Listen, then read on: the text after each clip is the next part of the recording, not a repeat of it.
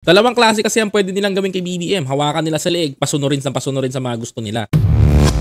Ganyan yun, magiging puppet. But suddenly, hindi ginagawa ni Martin yun sa pinsan niya. Senator, kasi if you protecting your president, but I think right now, you don't protect your brother. Woo! Hindi mo pinoprotektahan si Pangulong Bongbong Marcos. Nilalagay mo si President Bongbong Marcos. For example, let me give you an example, mga kapatid. There is a crocodile farm o crocodile lake na merong isang tulay, mga kababayan ko. Yung nag-iisang tulay na yun, mga kababayan ko, na tinutungtungan ng presidente is the House Speaker. Tatanggalin mo yung House Speaker sa tinutungtungan ng presidente ni Pangulong Bongbong Marcos. Hahayaan mo si BBM na mahulog, mga kababayan ko, sa kamay, sa mga bibig ng mga buhaya. Dalawang klase kasi ang pwede nilang gawin kay BBM. Hawakan nila sa leeg, pasunurin sa mga gusto nila. Or ipa-i-impeach kita. Ganyan yun, magiging puppet. But suddenly, hindi ginagawa ni Martin yun sa pinsan niya. Tapos patatanggal mo si Martin, nag-iisang pintuan na gatekeeper. 6 years, tibagin nyo muna lahat.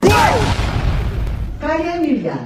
At dahil dito, bumuboto ako ng malakas na oo. Yan ang boto mo. Anong sagot ng mga tao sa'yo? Tingnan nyo, mga kababayan ko. Baboy siya dito. Maraming salamat. Tingnan nyo mangyari. Sino tong tao na to, mga kababayan ko? Alam mo sa sobrang dismaya niya? Ito, yan. Kilala niya kung sino yan? I think D ang apelido niyan eh. Aquino yan eh. Apo ni Ninoy, mga kababayan ko. Sa 12 taon na nanilbihan kami, ang trabaho ng kongresista, sa pagkaalam ko, ay maging kinatawan ng kanilang distrito. Ayan, no?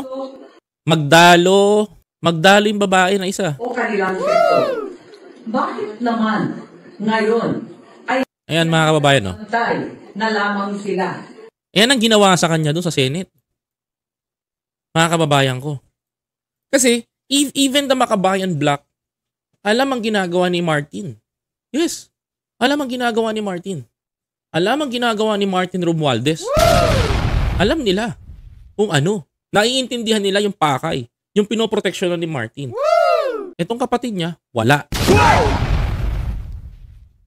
Nang humihiyaw na dambuhalang sa... Ilan nyo na lang po sa QR code.